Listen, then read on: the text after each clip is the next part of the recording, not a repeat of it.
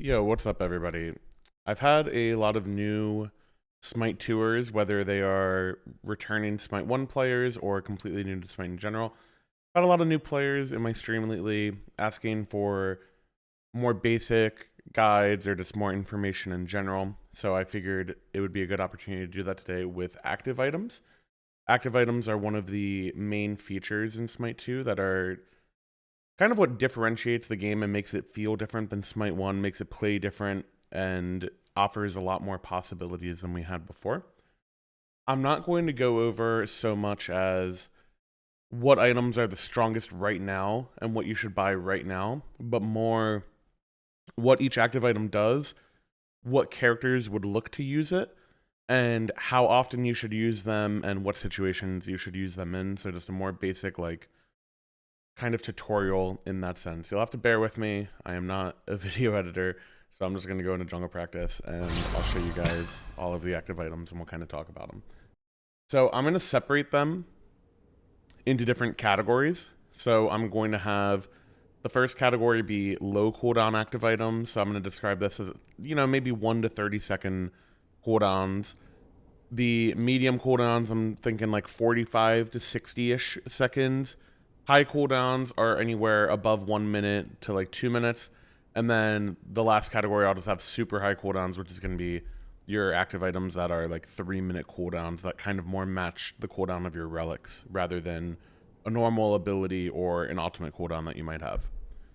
So if you go into the shop, the first thing you can do, and I would recommend doing this if you haven't played a lot of Smite 2 and you're playing it for the first time, I would highly recommend just coming into this practice feature. I'll get out of it so I can show you how to get into it. But you can go to gods.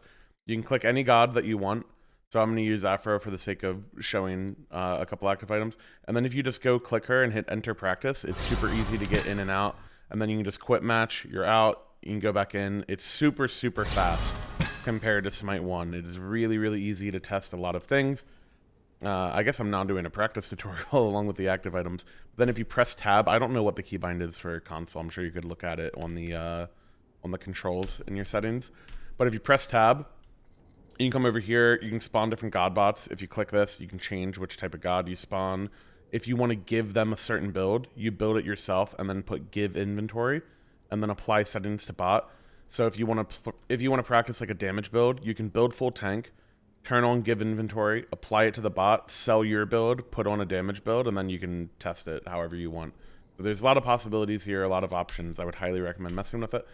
What I was saying before was I would also highly recommend coming in here and just reading the items and just seeing what they do and messing around with them. It's a really easy way to learn the game. I think the shop in MOBAs in general is like one of the most overwhelming things to have to learn as a new player, because just information overload, right? Like once you're in game and you're in base and you just want to play the game, it's really taxing to have to read every single item and then read a few of them and then pick between them. It's just a lot. So I highly recommend coming into here. But anyways, if you use the item shop, you'll see there's an active tab. So if you go here, here are all the active items in the game.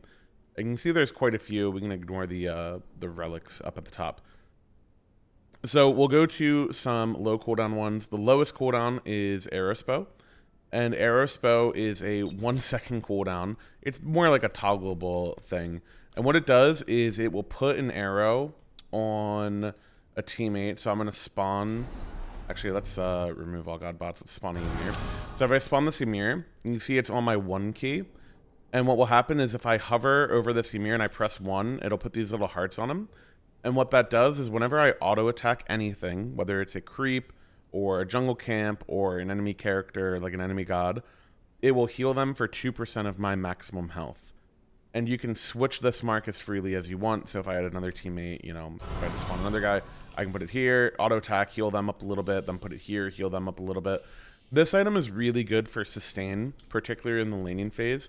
I know I was saying I wasn't going to focus on strength a ton in terms of like how viable an item is, but I actually do think this item is really strong right now. So if you are watching this video near the date that it's released, this item is really, really good in the laning phase. I think especially in duo lane, if you want to have some fun, if you have a friend that you can queue with, or maybe you meet someone in a ranked game or something, you want to play with them, I would definitely recommend going double Aerospow in duo lane if you play like 2 range characters and you both rush this item and then mark each other.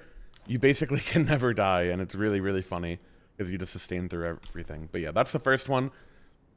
Another kind of like, these are, I guess maybe instead of short cooldown, I should call these toggleable items. Sunbeam is also like a toggle item. What this does is it fires 2 projectiles. If you're a Smite 1 player, think like Zhang Kui card, where it comes out of like your shoulder, and this one, it comes out of both shoulders and kind of like angles in. And what it does is it drains your mana while the toggle is active, but it does bonus damage, and the bonus damage is flat plus percent of your basic attack power. You give strength, int, mana regen, attack speed. So if I auto attack normally, it looks like this, and then if I press it, it fires 2 little projectiles, and you can see they're hitting for 24 each.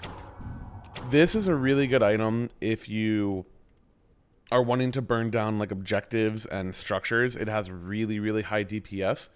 The reason that is the case is because it's kind of balanced around being able to hit both of the projectiles. So like if somebody is strafing, it can be a little hard to hit both of them. Like maybe you only hit one like that if I fire right here. But an objective, you should always be able to hit 2, so you're getting the full damage from it. The downside to it is, of course, that it drains your mana a lot. I think as time goes on and as you get more characters that come out, maybe something like Rama, who is basically purely basic attack character, or like Apollo, I think this item will be really good on them. It did get nerfed a little bit, just in terms of current use, but it is still a really good item. Another toggle item is, where is this little guy? Eye of the Storm. So Eye of the Storm is a little bit of a different toggle, and what this one does is it creates a vortex around the character using it. So it'll create a vortex around me, and rather than it draining my mana like Sunbeam Bow did, this one drains your health. So if I toggle this, it will pull the Ymir into me, so it's kind of like a crowd control at the cost of my health. And you can see I can kind of drag him with me. You can, like, if he was the Ymir and he was walking against this, the strength is a little bit worse. But it's just basically displacement. It can be really good to chain CC somebody, or it can be really good to, like, if there's a Poseidon whirlpool on the ground and you're a tank and you're kind of standing on top of the enemy that's in the whirlpool, you can drag them into the whirlpool even more, keep them crippled longer, things like that.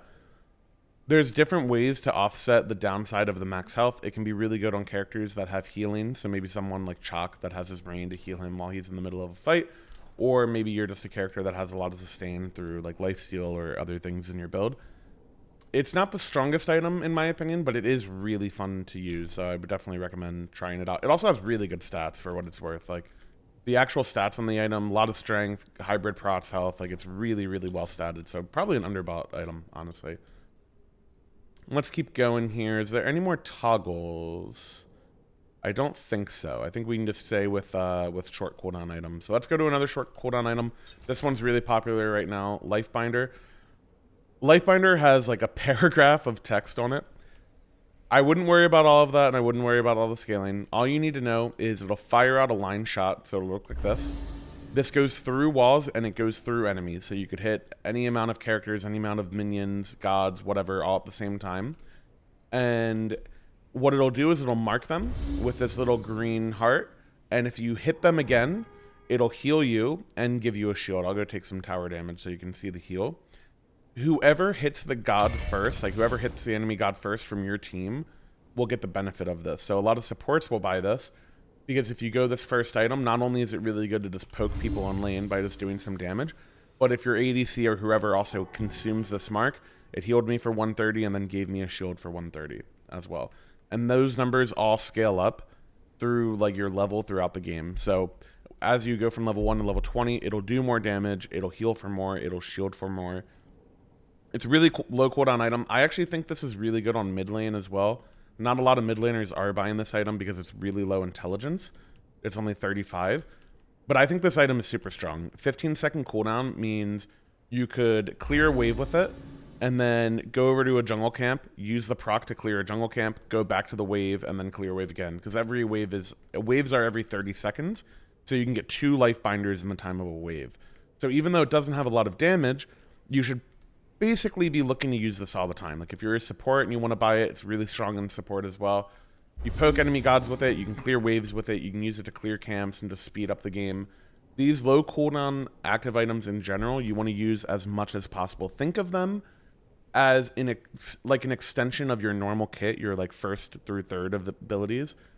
it's like having a fourth ability that doesn't cost you any mana in the case of Lifebinder. So you just want to use it as much as possible. Like if you're, let's say my Lifebinder does the same damage as like my birds on a wave, you should Lifebinder instead of using your birds, because your Lifebinder doesn't cost you mana, whereas your birds do. So you're using less resources to do the same amount of damage, unless you want to fight with the Lifebinder and have the proc, but that's a different discussion. Another little feature it has is that kills and assists reduce the current cooldown by 20%. So when you go into a fight, a really important thing to do when you're using Lifebinder is to pretty much use it as soon as possible, and then like start the fight, and if you get a cooldown or an assist, you can reset the cooldown fairly easily. So a lot of the time, like let's say I'm an Afro, I'd want a Lifebinder, then kiss, then birds this person, and have my team hit them, and then if they die, I'll get another Lifebinder, rinse, repeat, do it on the next person over and over and over. Let's go to the next item. Let's go to, is there any? Shield Splitter, pretty similar to Lifebinder, actually. What this does is it consumes a shield on the enemy god, and it deals true damage, which is really important. True damage doesn't get mitigated by normal physical and magical protections, so it'll actually hit harder than a lot of these other active items. And then if they do have a shield, it's reduced by 50%, and you gain that amount that you reduce. So this is really good against a character like Geb. I can't really show this in jungle practice, but let's say a Geb shielded the Ymir. I can throw my Shield Splitter. It'll do damage. It'll take away half their shield and give me the shield. This can also work against things like Khepri passive. It can also work against things like Lifebinder that we just saw. It doesn't have the most applications right now, but I do think it's a really fun item to use, and for people who played Smite 1, once we get a character like Nike in the game, you'll probably see this as a really common counterplay item to her, just because you can just get rid of their shield pretty easily and do a lot of damage. It is quite a slow-moving projectile. It's almost like a little boomerang. It's like a throwing axe, I think technically is what it is. But yeah, definitely takes some getting used to, but I think it's fun to use these types of items for sure. So if it sounds cool to you, you should try it out. Lermy bow, Lernaean bow, very similar thing. It's called Lermy bow because Lermy, the game designer, created it. She's the goat. So Lernaean bow is a strength and attack speed item, and it will fire a line shot similar to Lifebinder and Shield Splitter. But the difference with this one is that instead of it doing an extra effect with like shielding or healing or something like that, this is pure damage that also anti-heals. And the cool thing about it is that it can critically strike. So if I were to come over here, I don't know if I can build enough crit on Afro to actually confirm a crit. Let's try this. It should be able to crit. Boom, nailed it, which is really cool. So you can go this on hunters or like normal auto attack characters. It's actually really good. 130% of your basic attack damage is really big. That's almost like a crit in its own, because it's doing more than your normal amount of basic attack damage. And then also the reduced healing can be nice. Just being able to crit is nice. I actually think this is a really good first item for hunters or ADCs who don't need sustain. The stats are really good on it. The attack speed's really high. Again, kind of a slow moving projectile, but when you do hit it, it's really good. And again, it does pierce, so you can use it to clear. It's only a 20-second cooldown. Anytime you have a 20-second cooldown item, I highly recommend just firing these things off cooldown, basically. Just get as much value from them throughout the game as you can. Use it to clear camp, use it to clear wave, poke enemies with it. If you miss it, who cares? You're going to fire a bunch of them throughout the game. Let's keep looking. Let's go over... Are there any other short cooldown ones? We have some longer ones here. Excuse me. That looks like... Oh, Dagger Frenzy. That's probably the last short cooldown one that we have. Dagger Frenzy, another auto attack based one. This one, you gain basic attack damage and attack speed for 5 seconds, and killing a god, kind of like Lifebinder, it will, instead of reducing the cooldown, it completely refreshes it, so it can snowball really hard in fights. Really similar, you just want to use it at the start of a fight or whenever you hit stuff. 15-second cooldown, you kind of want to use this all the time.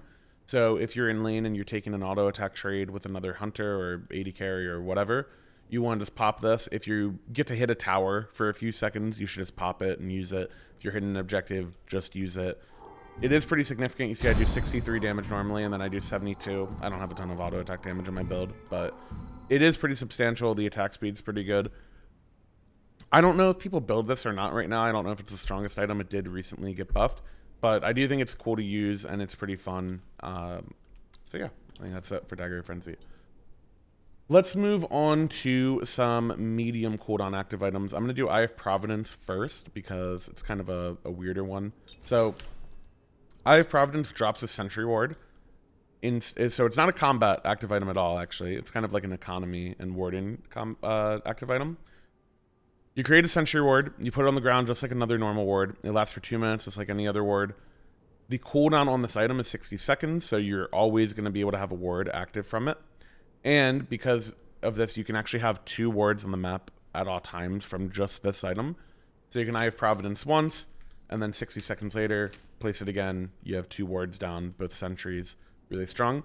What it also does is whenever you destroy a ward from the enemy team that provides gold, you get an additional 50 gold. So normally if you counter ward, you only get 50.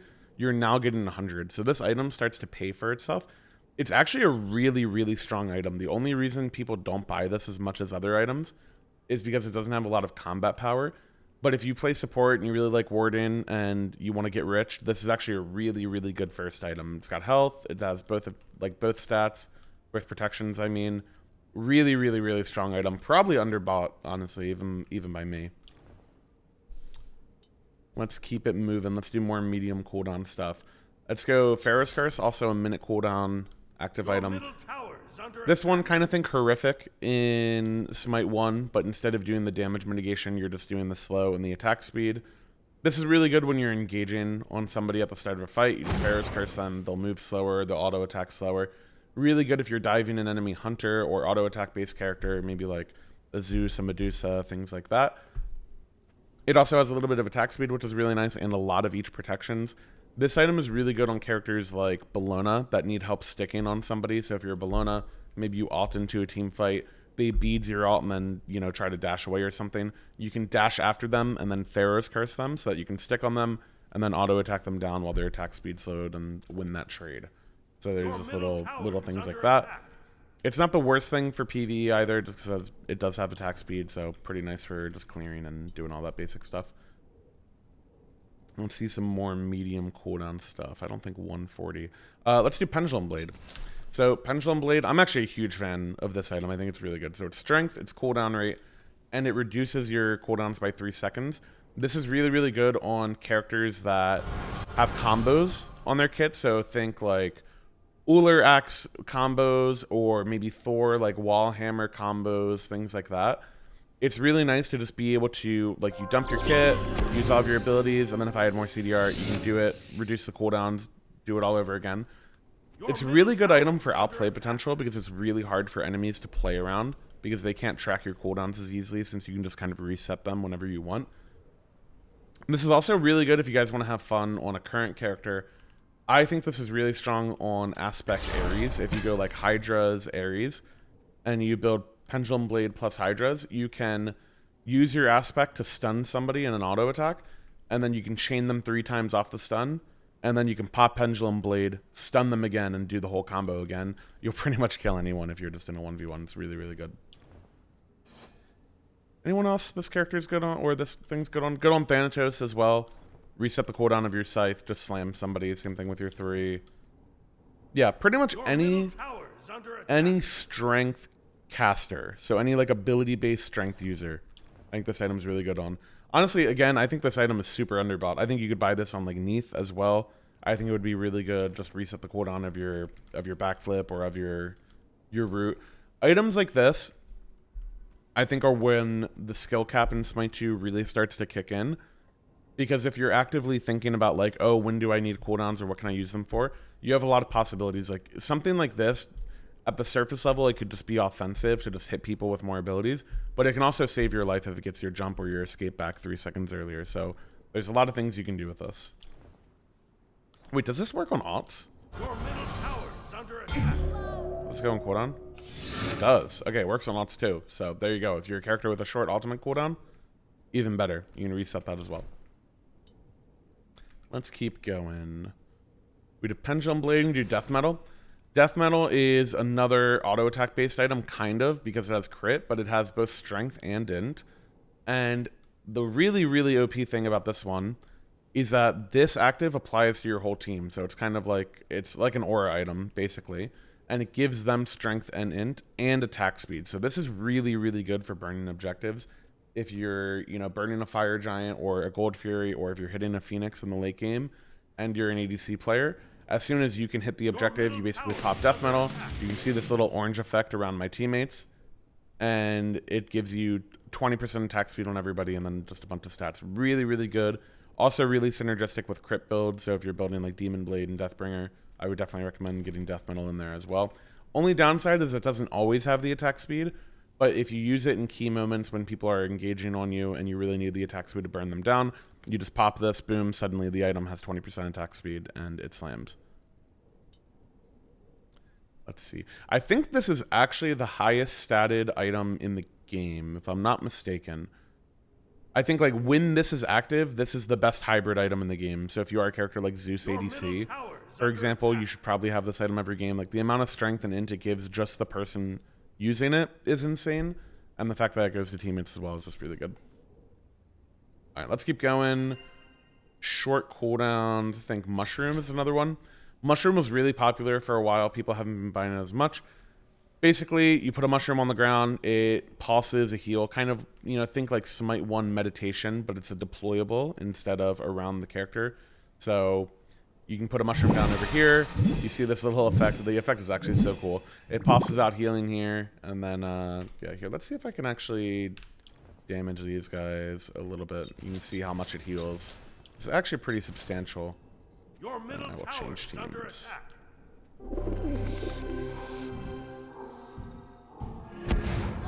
Okay. Change teams. Let's reset the cooldowns. All right. That's not bad. It's pretty good. What was that? That was 56 times 4, so that was 224 healing. Not bad. You use this around, again, like objective fights or to heal on a siege or whatever. It's really good. Again, these medium cooldown things, I want to stress, you should be using these fairly often. These aren't the same as, obviously those low cooldown ones, like a life binder or something, you really do just fire them pretty much like every wave. These medium cooldown ones aren't as loose, but I think you should be pretty loose with them. Like, if your ADC gets poked, you don't need to save this for them to be really low HP. Just, top them off. Get this on cooldown. Be able to get as many uses out of it as possible. If you pull a Gold Fury and you're getting a little low, just drop it on the ground, just heal yourself. It's really good to just use all the time. Again, stats pretty good. A lot of health regen, hybrid prot stats. It's a really solid item. I think that might be it for the medium cooldown actives. Nope, we got one more. Yeah, we got one more on Rod of Asclepius. Oh, actually, two more. We have Pridwin as well. So those of you who played Smite 1, you'll probably be familiar with Pridwin. This item basically works the exact same, but instead of being attached to your alt and having the shield go off, it is just attached to an active item. So you can still combo it that way if you want and pop it when you alt. So for example, like I can pop these at the same time, my alt and my Pridwin. But you can also just freely use it whenever you want, which is really nice because you get 2 uses out of these for every alt. If you guys remember, you maybe would build like, if you build enough CDR on a character, sometimes you wouldn't be able to get a Pridwin proc. I think it was a longer cooldown, maybe not. You wouldn't be able to get a Pridwin proc every time you alted, whereas in this case, you should get at least 1, if not 2, just depending on your alt cooldown. Same sort of deal. It deals magical damage on the explosion. It slows people by 25% as well. Pretty significant radius as well. Like I think it would hit, you see this 4.8 meter mark on the ruler. This is the range, but like all the way around me. And that should hit. Boom, pretty big range. And it'll slow that guy at the same time. And then boom, it'll do another hit at the end of charging up. You gain a shield equal to 80% of your protections for 5 seconds. So either, in that case, you saw the shield time out. But if somebody destroyed the shield, so I'll show the shield again. If you look at my health bar on either of these, you see this little shield here. When that is damaged and killed, it'll do that second explosion. So it's a little bit of extra damage. It slows not once but twice because it'll do the initial slow and then explode again and do another slow. So really good for honestly just being like a hybrid character and getting a little bit more damage in. The stats aren't that crazy on the protections, but 20 cooldown rate is actually pretty good. It fits really well into super high prot builds. So if you're buying items that have hybrid prots, so if you're buying like Spirit Robes or Stone of Binding, Prophetic Cloak, Gauntlet of Thebes, any of these items that give you both protections, this item scales really, really well. Especially if you're a character that has in-kit protections. Like, for example, this should be really good on a character like Vulcan with his new mods from his turrets. If you play the aspect on him, you get 100 prots if you're near your thumper, and that's 100 of each prot, so you get 200 total prots from being Vulcan. 80% of that is, what, 160? So you get an extra 160 health just from being Vulcan compared to every other character. Or an extra 80 damage on this. Actually pretty significant. Like, this can hit for a couple hundred, give you a few hundred as a shield. Pretty solid. Let's keep it moving. Let's keep it moving. There was one more. Jade Scepter. Okay. This is actually pretty good. Jade Scepter will be the bridge from the medium cooldown active items into the high cooldown ones. Not in terms of the active cooldown, like this is only a minute, so I would still consider this a medium. But in terms of how you use it. So a lot of these items we've talked about this far have just basically been use it as it seems good. Like, just use it all the time, basically be pretty loose with it. Throw it out all the time, try to get a lot of value from it throughout the game. You don't need to save it for the perfect moment. Jade Scepter is a little different in that regard, where it has a very specific case where enemy gods in front of you are displaced away from you, lose 25% strength and intelligence for 4 seconds. This does make this inherently better against hybrid characters. So if you have like a Neith that's building hybrid or a Zeus that's building hybrid, this really, really owns them because you're hitting both of those stats at once, which cuts down a lot of their damage. The big part about it is just the actual cooldown. Just watch how far this guy flies. It's like I Sobek plucked them the other way. So this is really, really good at peeling for your other characters. If you are a support and you buy this, it's really good at just like, someone died. Let's say this is a Kabrakan and my ADC is behind me. A Kabrakan starts walking at us. I just say, see ya. They can't play the game anymore, and you just keep them off of your ADC. I also think this is a really good item on mid laners. There was a meta a little bit earlier in the year where people would play like Zeus mid and then go this first item, and then if a jungler ever tried to gank them, they just punt them away, and then you just try to turn on them and kill them. Really, really good for self peel. Really good for peel in general. It's also really, really good to chain CC people, so I'm going to move this guy a little bit. If somebody is near a wall like this and you don't want to knock them that full distance, you can actually just knock them into the wall. Actually, I'm going to get a little closer. You can just knock them into the wall and they get kind of stuck there, and it's just like having a knock up rather than sending them flying. So if you position around this item pretty well, it has a lot of possibilities, a lot of chain CC. Like, I can stun this guy, I can back him off into the wall and then knock him up again, etc., etc. And yeah, it's pretty good. The effect, honestly, is a little weird, the strength intelligence thing. I wouldn't worry about getting value from that as much as I would worry about just the knockup. But knockup is the really strong part of it. But ideally, you are hitting like a jungler or something like that with this item. You know, imagine if you can get the timing off, if you have like a Thor that dunks on your carries before they cast their 3, you probably have a little window where you could like Jade Scepter them. If you ruin their combo, their fight is pretty much ruined off the rip. So being able to do stuff like that is really strong. You could also use this against a Hades. There's another item we'll talk about that's really good in Hades as well. But imagine a Hades kind of like jumps or blinks into my team. You just insta Jade Scepter them away. They're engaged. Boom. It's completely ruined. They can't play the game. Again, good on support. Good on mid lane. Anyone who wants to use the int, and health is always nice to be a little bit tankier. 80 int is actually pretty significant if you look at it for its price. Like 2550 if you compare that to some other 2550 items. Like 65 int compared to 80. It just has way more than Soul Gem.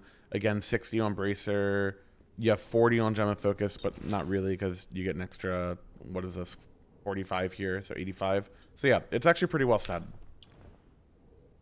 Let's keep going.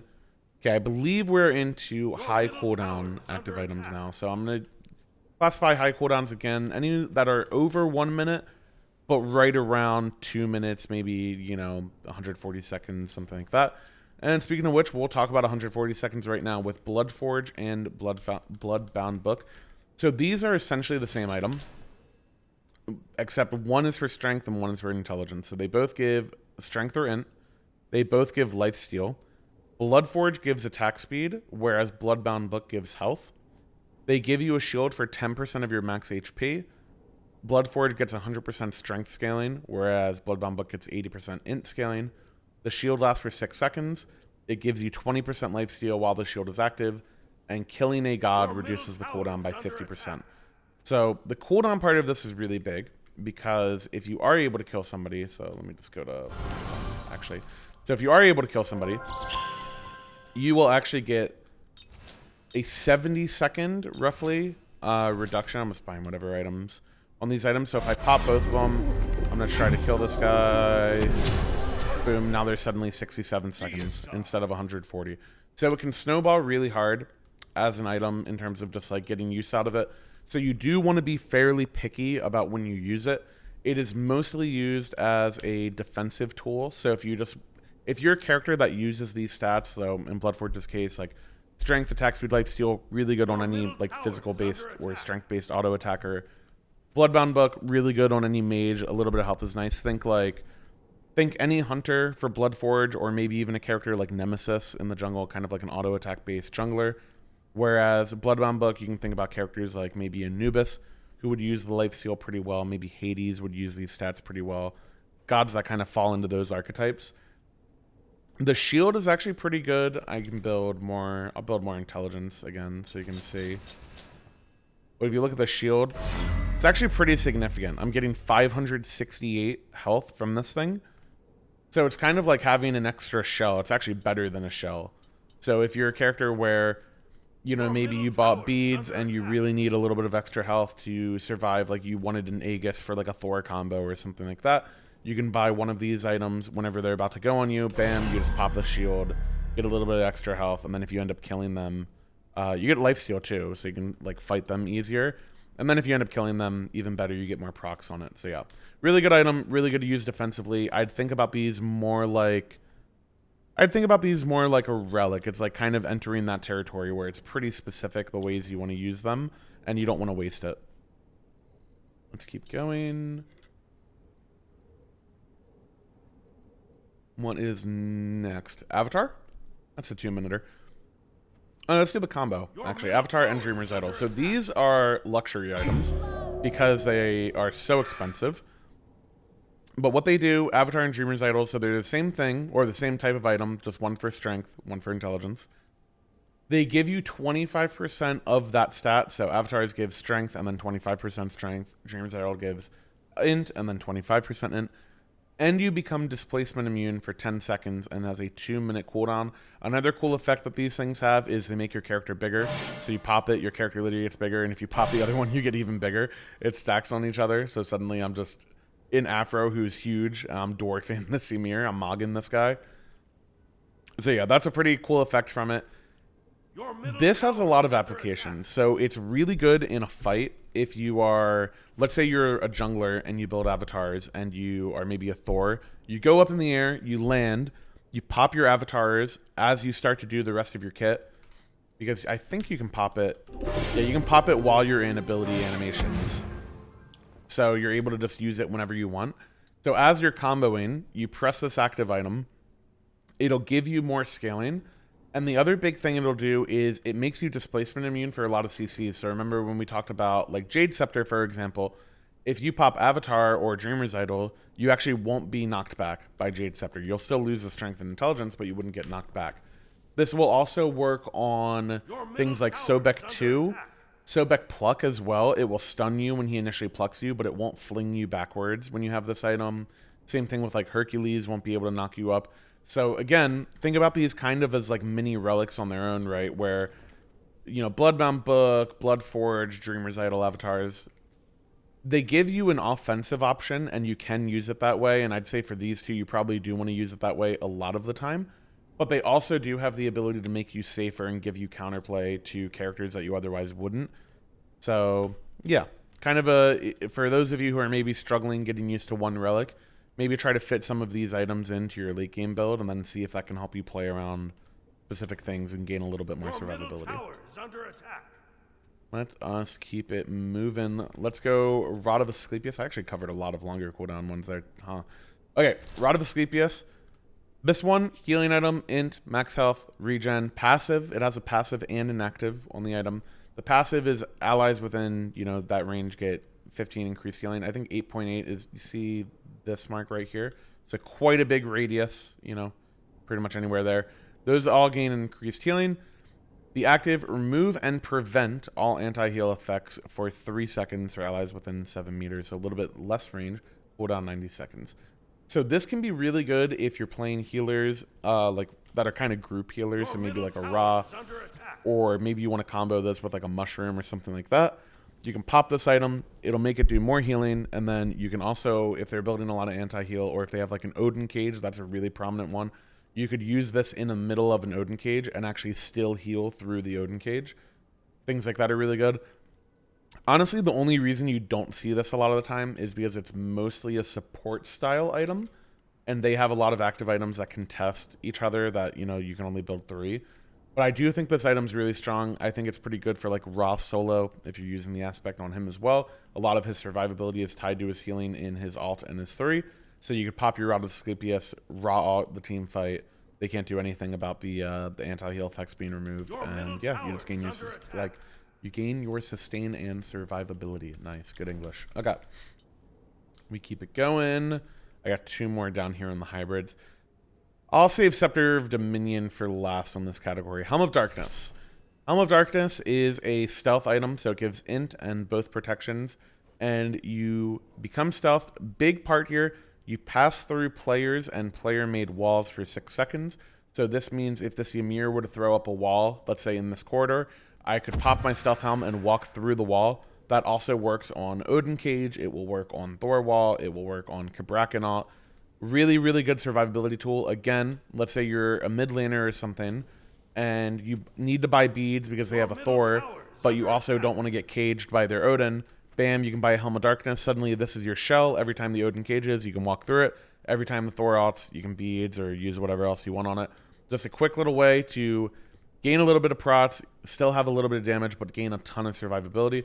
The big thing is that you can stealth. So I don't know why I was tripped up on that. Yeah, you can stealth, which is really, really powerful. You can have stealth on any character. So normal combos, you'll see this on is like Hades, who will stealth into a team fight and then start ulting and get a full combo off before people can peel it. You could also see it on a Geb. You can maybe, so on Geb actually, I'll just show you guys because this is really cool. Let's go to Gebby. Where is that little guy? Here he is. So on Geb, you can actually stealth while rolling. So if you stealth, then roll, it'll break you. Your first action will break it. But if you roll, then press stealth, I'm actually invisible this whole time I'm rolling. So I could roll into a team fight and then everybody. And you might notice like when it does this glow, so I'll do it again. When this starts glowing, it's glowing on your screen, but you're still invisible. Like if I jump, you'll see I'm still invisible. They don't actually see you when you're CC immune. That's just showing you that effect. So yeah, you can get into fights very easily as Geb, as Hades, any character really. The stealth mechanic can also be really good on a character like Sobek. You get in position to pluck a carry who maybe doesn't have beads. You get a free kill off of it. I'm sure there are other interactions and other characters, but really just having the element of surprise with a stealth is really good. Also good on Kabrakan. It could be good on, I mean, let's keep going. Let's keep thinking here a little bit. It'll be good on 70 characters as the game progresses. It's really good on Athena. You stealth in, you taunt them, they can't react to it.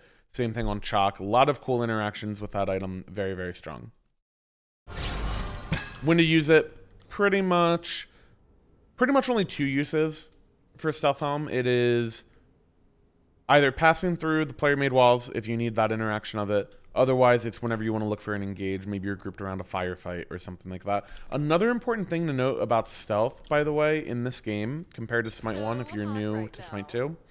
I'm going to take tower aggro here because I don't have creeps in it. But in Smite 1, if I walked into this tower line and I stealthed, the enemy team would have vision of me. In Smite 2, that's not the case. So if somebody else was tanking this tower and I pop my stealth, the enemy would not see me right now. I'm dead, you know, which is really, really strong. So if you're like a soul laner or a jungler, what you could do is, let's say we're sieging. To reset my cooldowns. Let's say we're sieging. And for example, pretend this is the wall between the phoenixes. And let's say my teammates are all, you know, hitting the phoenix, my ADC and my supporter, whoever hitting the phoenix. I can pop my stealth over here and then walk into this tower and dive them and then open up my engage on them and just get a really clean start to a fight. Okay, that's it for Stealth Helm. I'm going to save Scepter for a second. Do we have any up here? I don't think so. I think we covered all these. This one I'll go over later. Stampede. All right, Stampede, really broken item. Honestly, I know I'm not supposed to be talking about the strength of the item. So, Fizzprot, health regen, really good stats for any tank character. Active, you and your allied gods within 6.4 meters, which again, kind of like in between here, if you use the ruler. Gain a burst of 60% movement speed that decays to 20% over 4 seconds for 4 seconds. You also gain slow immunity this entire time. Basically, it's sprint. It's sprint on an active item. Instead of it being a relic that you would have to buy, it's a sprint. It's way faster than sprint, though. Like, look at my movement speed number, 430. I get to nearly 600. You just move so fast. It does decay quicker now than it did before, but it's still a really strong item. It's good offensively. It's good defensively. Just a strong item. Something that if you're a support player, you should always be considering. This can help your characters reposition really easily. So maybe you have a Zeus who is immobile and they're looking to engage on him, or they're looking to chase you in the jungle. You just pop this, easy peasy, get out of there. Also really good as a gap close. I would try not to be too stingy with this item. I think it's really easy to try to save an item like this for the perfect moment when you need the sprint or you need the slow immunity. But even just gap closing somebody is really good. Like, let's say I'm a Sobek with Stampede. If I can pop my Stampede and get in range of somebody who would die off my pluck and then I get to pluck them, trading Stampede for a kill is worth it every time, you know? So you can try to be creative with how you use it. Really strong item.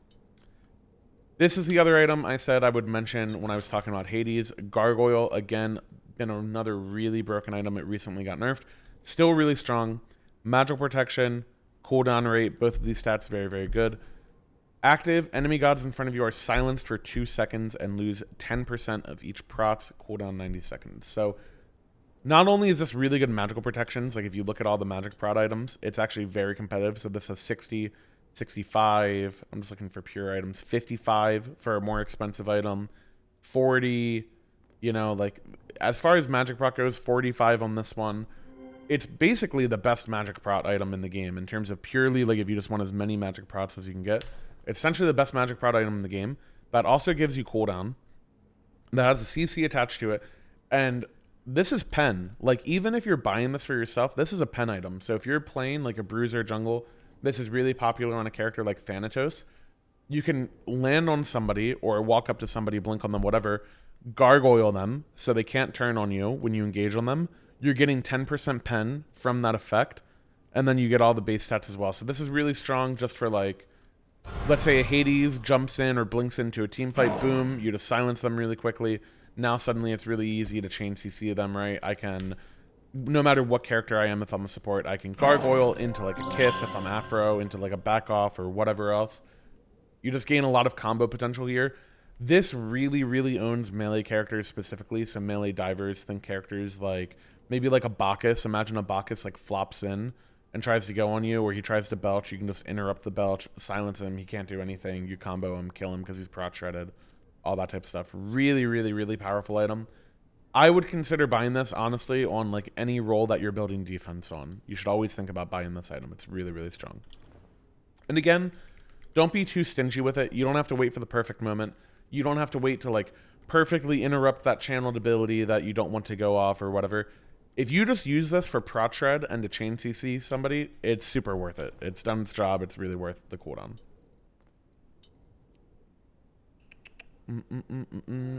My goodness, we've been going for a long time. But that's what you get when you go in depth. We're almost done, I swear, guys.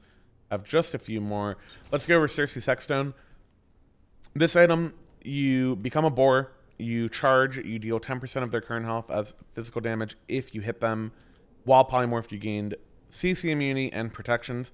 This is almost always a defensive tool. You can use it as a gap close. So one of my favorite characters to build this on is actually Khepri. And the reason I really like Cersei's on Khepri is because it has a lot of synergy with his ult.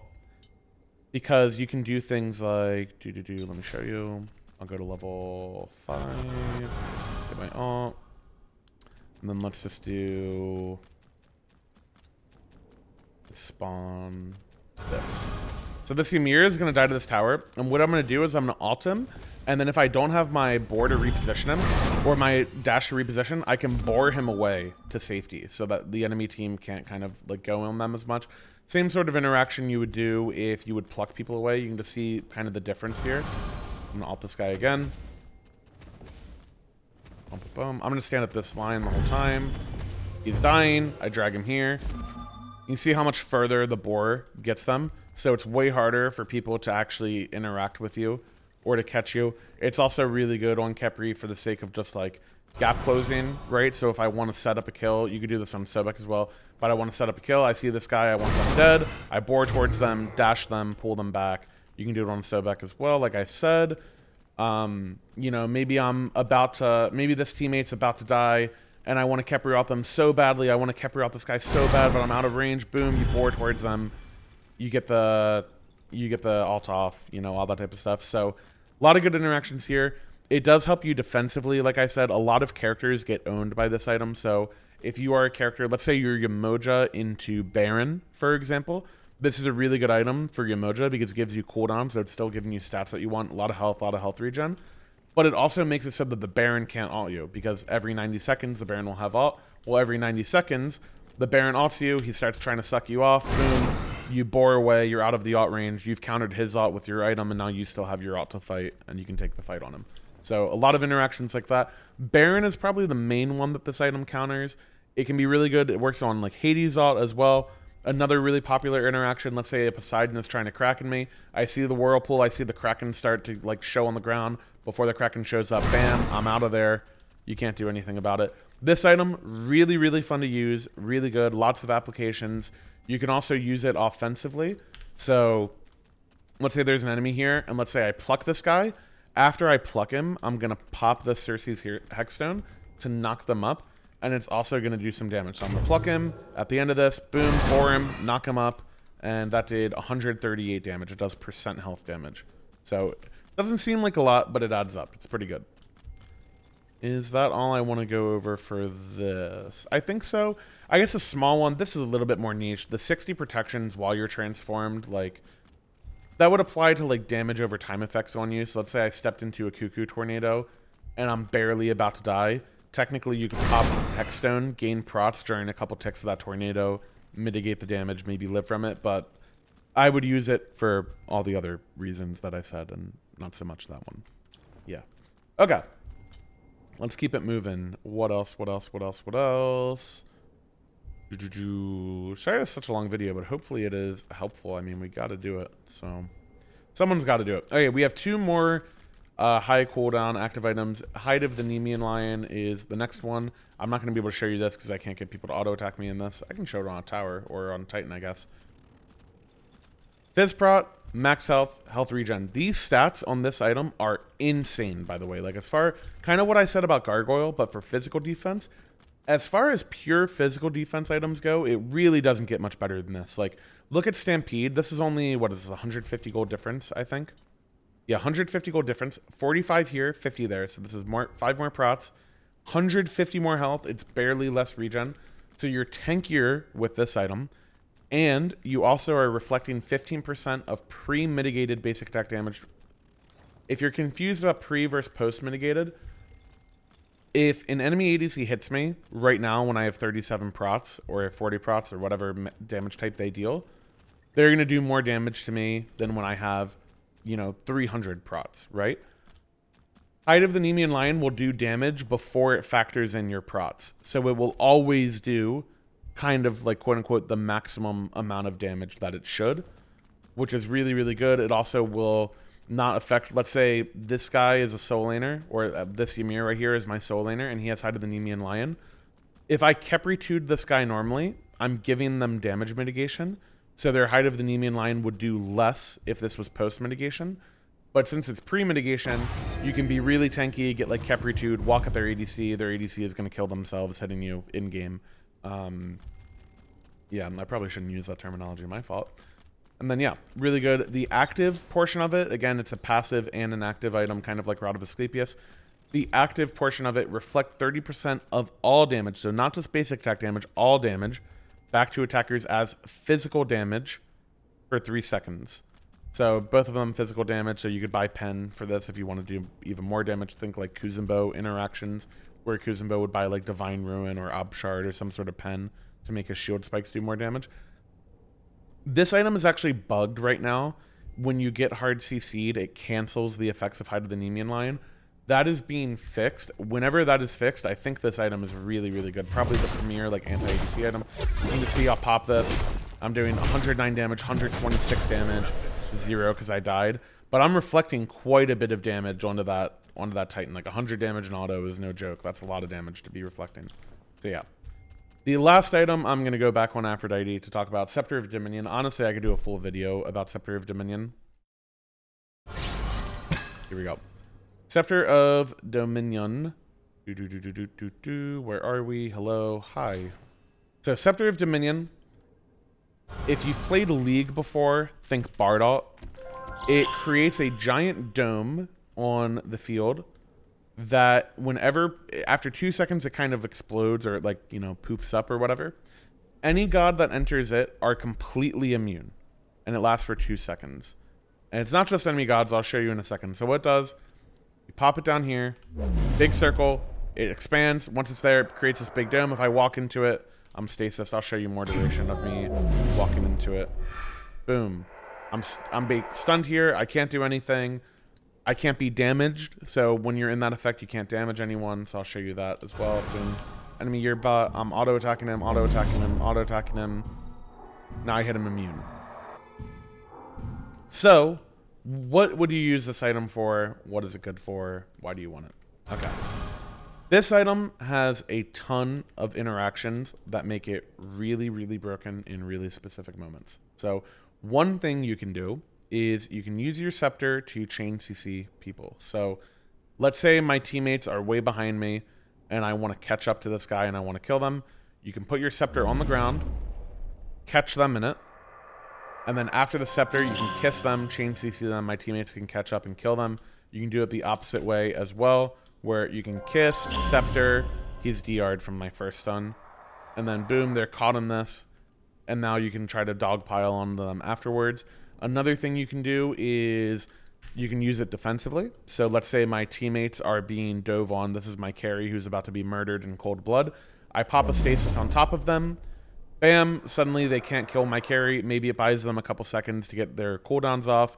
Maybe they can relic out of it. So for example, what you can do is you can beads out of it. So I will buy beads. You can beads out of it. So if I put it on my carry who needs to escape, they can beads and walk through it while everybody else can't enter that field. Another thing you can do it, and why I like it on Aphro so much, is if I am linked to this guy, if I scepter us, I can now alt us and move us each out of the scepter. So the enemies are stuck within it and we can reposition and then follow up on them. So let's say I have like a Zeus or something like that. They have a diver. Let's say it's a Hades on top of me and the Simir, where the Simir is a Zeus. Bam, the Hades is a diver. I alt us out of this, move them. We start stacking up our damage. We chain CC that guy. They're dead. We turn the fight, things like that. Another really cool thing that it does is it works on objectives. So if you watched Vegas, you would see me use it on a fire giant, where I can make the fire giant be immune to damage. So if the enemy team is on fire, the situation that I did, try to just find the play. I'll just find the play. This is going to take a second while I'm waffling around. Sorry about that.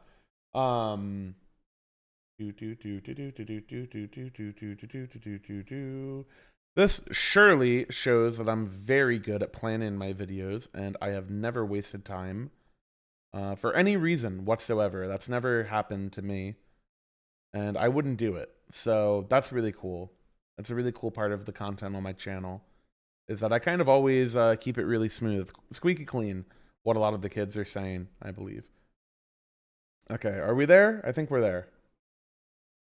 Day 3, boom, here we go. Okay, so if you come over here, something you will have seen me do is what game is this? It's in the last game. This game. Okay, so you will see a play where I will stasis a fire giant here. Maybe it's around here. Yep, it's this one. So you see they try to burn fire. Look at where my team is. We're all far away. So they're trying to burn fire. They're trying to do it. we will walk up here, and you can see me right here. I have my scepter up. I'm going to scepter this fire as they're trying to kill it. It only has 1,000 health. And now I make the fire immune. They can't kill it. They have to wait out the scepter. In the time where this is happening, my teammates can get closer, and then boom, my teammate Benny Q steals the fire giant, and now suddenly we win the fight. So you can do plays like that. You can also do that on towers. So you can, well, you can do it on minions too. So you can make minions immune. So let's say my minions are walking into a tower. I guess I can just do that really quick. My minions are walking into a tower. I want to get this tower. I need the backdoor protections for my minions. I can't afford to tank the tower. Boom, I can make my minions immune. They are tanking some tower shots. You're still able to hit the tower. You can also immune the tower itself, so it will not fire at me, so you can dive towers with it. You can do that on Phoenixes as well. There's just a lot of applications you can use this item on. It is really difficult to value it because it is so niche and it is so unique. I think as time goes on, all of us will collectively get way better at using this item, and I think it has the potential to be really broken. Health, mana regen, int, really good on a lot of characters. In my opinion, this is like a core item on Afro. I think it's really, really good on Afro because of being able to use it on your ult. One of the tricky things about Scepter is that it can be a little unfortunate if you want to use it on your teammate and you actually end up griefing them. But on Afro, that's not really a problem because you can just ult them out of it. And I will transition this into talking about, finally, the super high cooldown actives. And the first one we'll talk about is Talisman of Purification. So that's synergy with this. You can also talisman people out of Scepter. So AoE beads people out of the Scepter. That's another combo you can do. Let's get off the Scepter now. Talisman of Purification, really, really easy support relic to go. It also can be good on soul laners or whatever. It's just AoE beads for your entire team. So think things like Ares ult, being able to beads out of that is really good. Hecate ult, being able to beads that and immune the pool, also really good. Maybe a Geb ult you can beads out of. You can use it on smaller stuff too if you want. You could use it to beads a Thor ult for your carry. You could use it to beads a Sobek pluck. The stats on this item are really good. CC immunity is very, very strong. Because it is a 3-minute cooldown and these are the super high cooldown relics, or active items rather, that I was talking about, you do want to be pretty careful about when you use these and not completely waste them, especially if your carries are relying on you. So let's say my carries went Shell or Aegis and they asked me to buy beads. You should be really careful about just wasting this. Like if they need it in a team fight to immune something specific, try really hard to play around that, whether it's an Ares ult or whatever else. Let's keep looking. Is there anything else that's as high cooldown as that? I don't think so. Oh, Phoenix Feather. And that might be it. Might be Phoenix Feather. These are the only 2 3-minuters, it looks like. I guess I could have put the books in here, the blood-bound stuff. Okay, Phoenix Feather, magic prot, health. You are healed for 300 HP plus 30% of your missing HP, and deal true damage equal to 3 times your level plus 10%, whatever. Too much numbers, too much math. Basically, you get a huge heal based on how much damage you took. Think Herc 3 sort of interaction. And you do a little bit of damage back to people who are near you. I believe the damage portion of this is actually bugged right now, so I don't know how to value how good it is or not. But you just buy this for extra tankiness, and this is a punish for people not buying anti-heal. So maybe they don't think they need anti-heal into your comp. Maybe you don't have anyone that has like a lot of lifesteal or a lot of AoE healing or self-healing or whatever like that. You're a tank, you're late game, you're going to buy an item, maybe you're going to tank a tower or something like that. You can come over, I'll tank the Titan actually, it'll do more damage. Come over here, and you just want to hit this stupid thing, and I'm going to go to like 30% health, and let's see how much this heals me for. One more. Boom. Bam. 1,000 heal. Really quick. So you do that in the middle of a fight, it's really good if they're not expecting it and they're not ready to play around it. Really long cooldown, but it's really good, like I said, if they don't have anti-heal and you're in the late game, let's say you're building a magic defense anyways, like you have, where's this item? Like, let's say you have one of these, like, core items leading up to Phoenix Feather. If you press tab and you're like, hey, none of these guys have anti-heal, you could just buy this item. And even using it for one fight is huge value. You could even sell it later on if you need to. Yeah, it could just be game winning if you just survive an engagement that you otherwise shouldn't have. I think that's every active item in the game. Hopefully this video was helpful. I know it was super long. An hour is crazy, but I love explaining things in detail, I suppose. yeah. Hopefully this is helpful. I'll do my best to timestamp everything. I guess saying that at the end isn't really helpful to you guys, is it? Yeah. All right. Well, I'm done here. I've done my work. Bye.